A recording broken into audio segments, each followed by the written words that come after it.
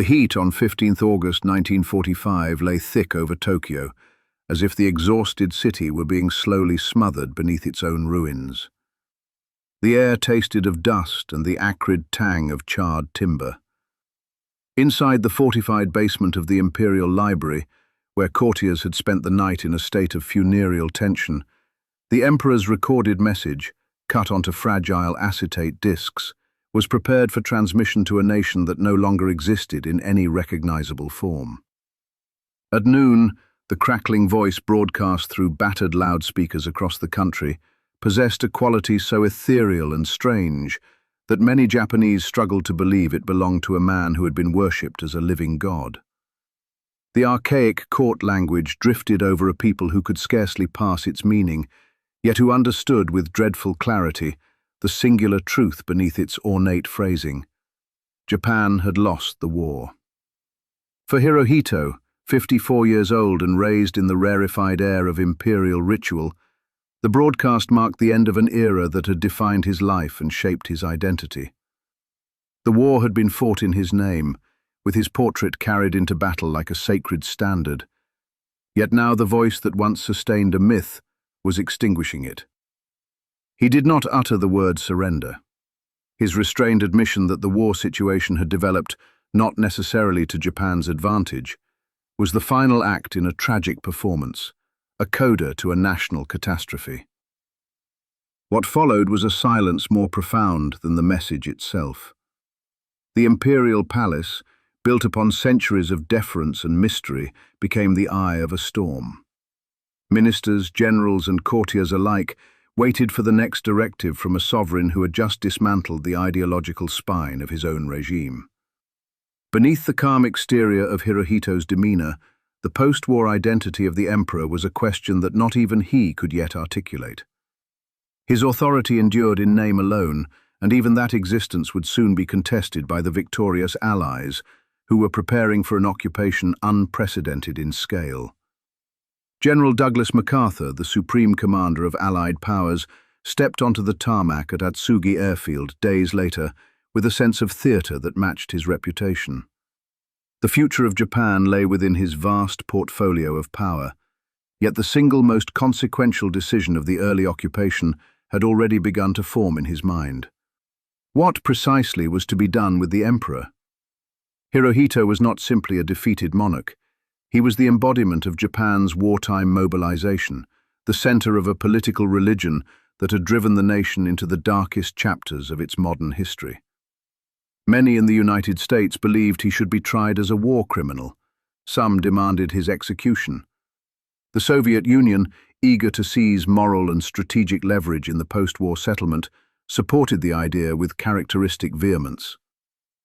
Yet the Americans on the ground in Tokyo viewed the matter differently. Brigadier General Bonner Fellers, MacArthur's close advisor and a man of sharp intelligence and considerable ideological rigidity, had already concluded that the emperor was indispensable to the success of the occupation. Japan's army remained vast, scattered across Asia and the Pacific, and many soldiers were still fully prepared to resist surrender. Only an imperial command could compel them to lay down their weapons without further slaughter. The emperor, Fellers argued, was the linchpin preventing Japan from disintegrating into chaos, guerrilla war, or rebellion. His death or humiliation would tear apart the fragile order that remained. Hirohito, meanwhile, spent the first days after the surrender in a state of suspended animation, performing imperial duties while absorbing the collapse of a civilization that had been centered around him. The palace corridors echoed with muted conversations, as senior officials debated whether he should abdicate. Some believed that stepping down would symbolize contrition and enable the monarchy to survive in a diminished, palatable form. Others feared abdication would be interpreted as proof of guilt. The emperor listened, nodded, and reserved judgment. His silence, as it so often had, functioned as a form of power. The world around him, however, had begun to move with a speed that no imperial deliberation could match. The Allied occupation was not merely a military presence, it was an ideological reconstruction, the dismantling of a system that had fused divine authority, nationalism and militarism into one unshakable edifice. At its center stood a man who embodied the contradiction of the moment. Hirohito had been the national war leader. Now he was expected to become the guarantor of peaceful transition, the human bridge between a militaristic empire and a democratic satellite of American hegemony. Inside Japan, confusion reigned. Rumors swept through the capital. Some believed the emperor would be executed. Others whispered that he had already fled the palace under cover of darkness. In the rural hamlets, where imperial propaganda had been most intense and literacy less widespread, villagers wondered if the gods had finally abandoned them. Japanese soldiers returning from distant fronts were met with the shattering news that the war, which they believed to be sacred, had been brought to an end by the very man they had sworn to die for. Hirohito's decision was both an act of salvation and a betrayal, depending on who interpreted it. For now, the chrysanthemum throne remained. With the arrival of MacArthur in Tokyo and the beginning of direct negotiations, Hirohito's post-war fate entered a new, uncharted phase. The Americans needed him, but not as a sovereign. They required a symbol, a figurehead stripped of divinity, yet still capable of commanding obedience. The emperor, who had been raised to inhabit a world detached from the ordinary rhythms of human life, would now be repurposed as a stabilizing instrument of foreign occupation. The transformation would be unprecedented, and Hirohito would prove to be both compliant and surprisingly resilient in adapting to his altered role. The war had ended, but Hirohito's reckoning had only begun. The emperor must be preserved, not for his sake, but for the sake of American strategic interests. Hirohito himself sensed the shifting atmosphere even before the Americans made their intentions fully clear. The palace became a fortress not of defiance but of fragile hope. The emperor received reports from aides regarding sentiments among Allied officials, but he remained outwardly composed. He had already taken the extraordinary step of renouncing further resistance and ordering his troops to surrender. Now he awaited the next transformation of his own role, aware that his survival depended on the calculations of a foreign general who held absolute authority. The Americans moved swiftly to shape the narrative. The International Prosecution Section, responsible for assembling the cases to be tried at the Tokyo War Crimes Tribunal, was instructed with subtle yet unmistakable precision. Evidence implicating the emperor was not to be pursued. When former Prime Minister Tojo Hideki, during his interrogation, suggested that no major policy decision could have been taken without the emperor's approval, the Americans halted proceedings. Behind closed doors, Tojo was pressed to revise his statement. The next day, he dutifully claimed sole responsibility, distancing Hirohito from the decisions that had plunged Japan into war. It was a charade, preserved for the benefit of occupation policy rather than historical accuracy. Some Japanese officials found the realignment disturbing.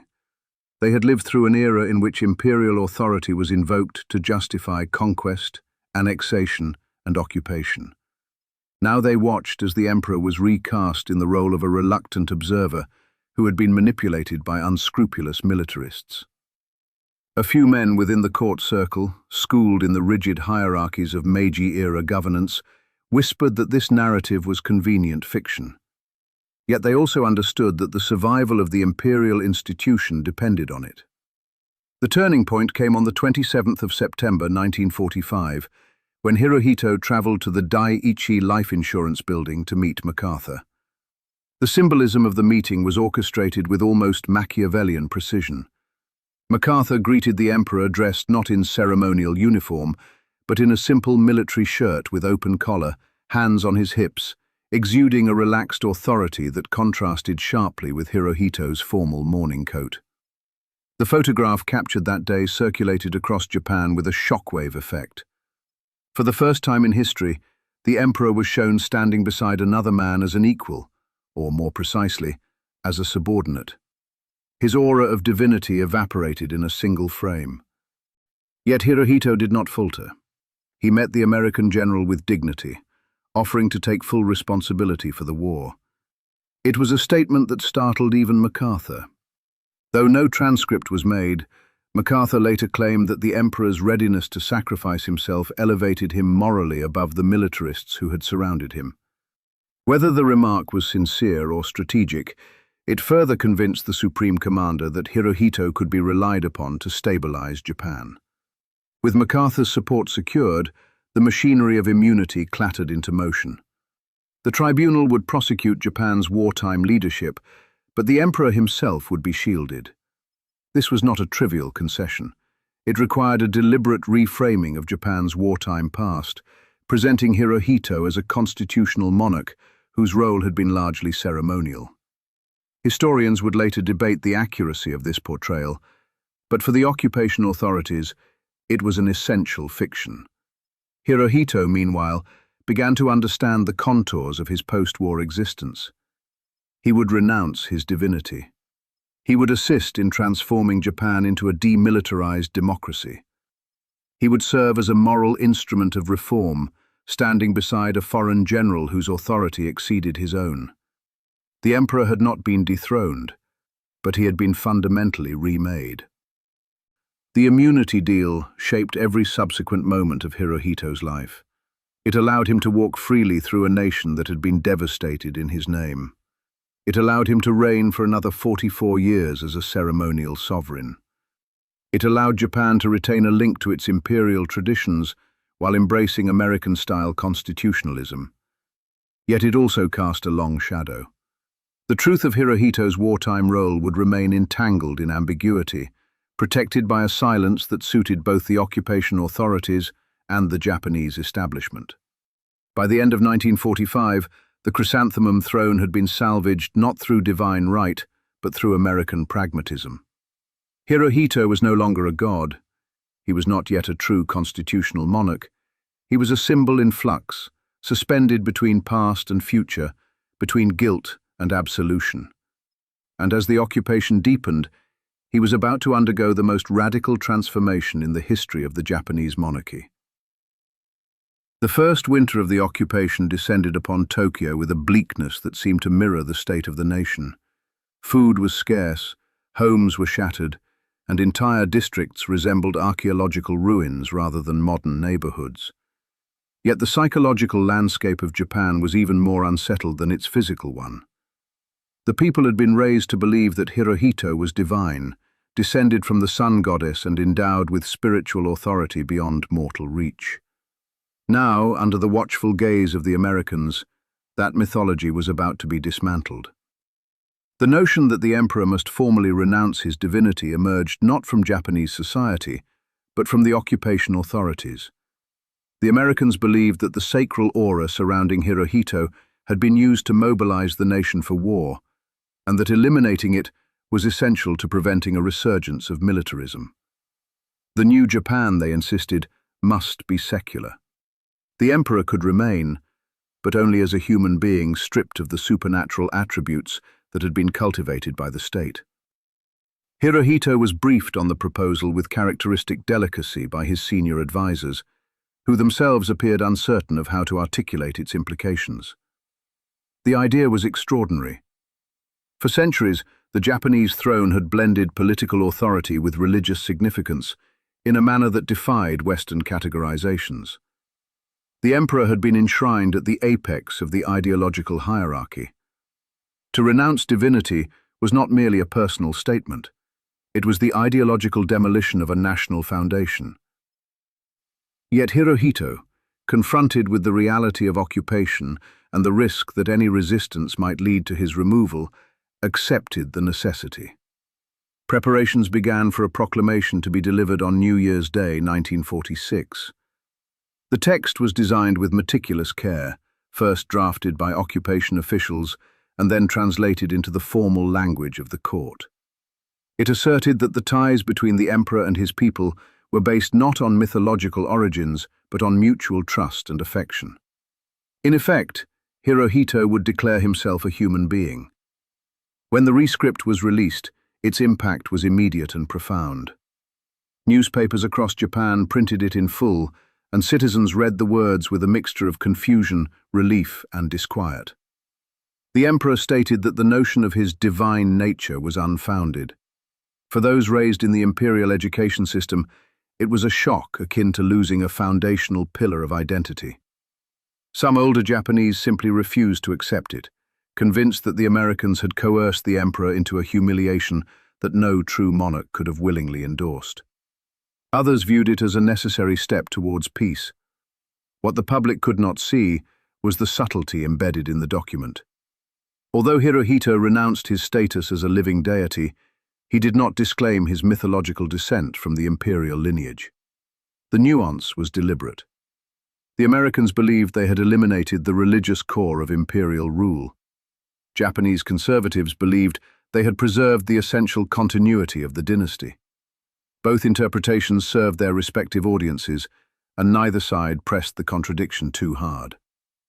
Privately, the rescript unsettled the imperial household more than Hirohito himself. He delivered the declaration with an air of detached responsibility, as though he were performing a ritual that needed to be completed for the sake of national stability. Courtiers accustomed to the sacred rites of the palace grappled with the implications of a world in which the emperor was no longer divine. Priests affiliated with the Ise shrine, the spiritual center of Shinto, struggled to reconcile the renunciation with centuries of liturgical tradition. Yet they, too, adapted.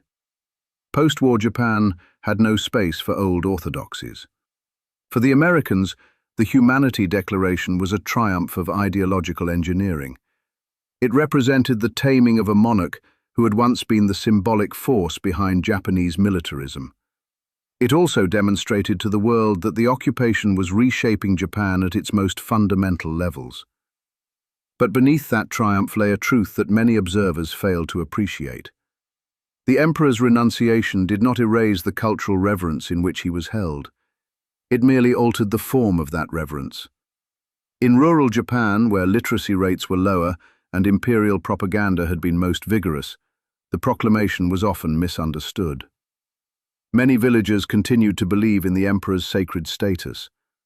When asked, farmers would remark that the emperor might have said he was human, but they were certain he remained divine in essence. It was not reasoned analysis, but the instinctive attachment of a people to a figure who had been the axis of their spiritual world. Meanwhile, the palace itself underwent a transformation that mirrored the emperor's shifting status. Ceremonial restrictions relaxed. Hirohito began receiving visitors in a manner more akin to a constitutional monarch than a distant demigod. The Americans encouraged him to appear in public without the layers of ritual that had insulated him for decades. His interactions grew conversational, even awkwardly human, as he attempted to adjust to a world where informal gestures were expected rather than feared. The renunciation marked the beginning of Hirohito's second life. He would no longer be the sacred commander whose portrait hung in barracks and classrooms, whose name was invoked by men charging into machine gun fire. Instead, he became an instrument of reform, a living symbol of Japan's rebirth. The paradox at the center of his existence deepened. The emperor, once justified by divinity, now found his purpose in renouncing it. Yet the proclamation did little to resolve the deeper question that stalked him. What responsibility did he bear for the war? The Americans had insulated him from prosecution, but in the quiet spaces of the palace, the subject lingered like an echo. Hirohito had been spared for political convenience, not moral vindication. The Humanity Declaration, for all its symbolic weight, did not absolve him. It only prepared the nation for the next stage of his carefully managed transformation. That next stage would carry him across a shattered country, revealing to him the full measure of the devastation wrought in his name. The former deity would walk among the ruins, and the people who once worshipped him would see a man in a grey fedora, bowing awkwardly and muttering polite phrases. It was an inversion so sweeping that even Hirohito seemed uncertain of its boundaries. The tours that followed would cement his new identity and reshape the emotional landscape of a defeated nation. And in those long journeys across the scarred archipelago, the emperor would confront the human consequences of a war whose burden he would carry in silence for the rest of his life. The nationwide tours that followed the surrender were crafted as part of the occupation's political strategy. Hirohito had rarely been seen by ordinary citizens before 1945. Now he was required to stand before them without ritual or mystique. The purpose was not sympathy, but stabilization.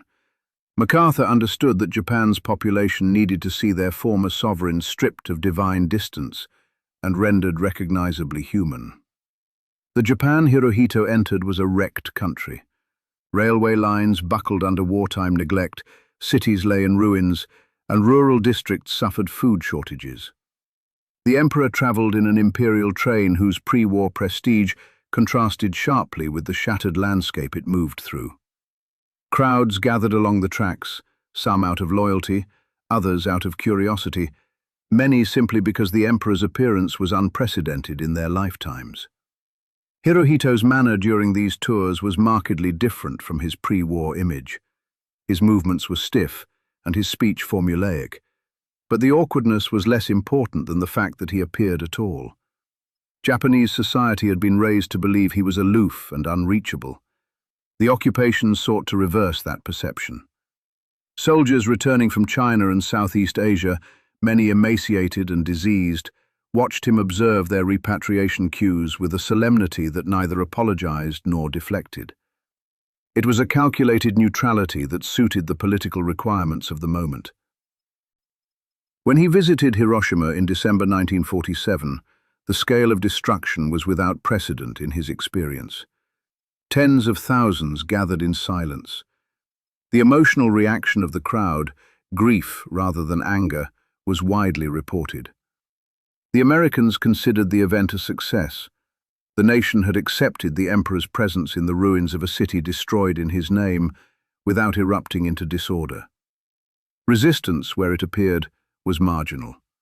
A small group of veterans attempted to protest in Fukuoka, but local authorities, mindful of occupation sensitivities, prevented escalation.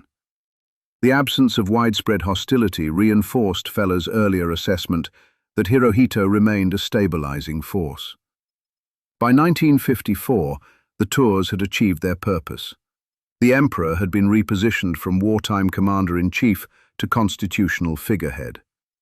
He had walked through the ruins, inspected industrial wreckage, and stood before citizens who had once been instructed to venerate him. The country had not fractured. The transformation from sacred sovereign to symbolic monarch had been executed without significant unrest. For the occupation authorities, it was a political accomplishment of the first order.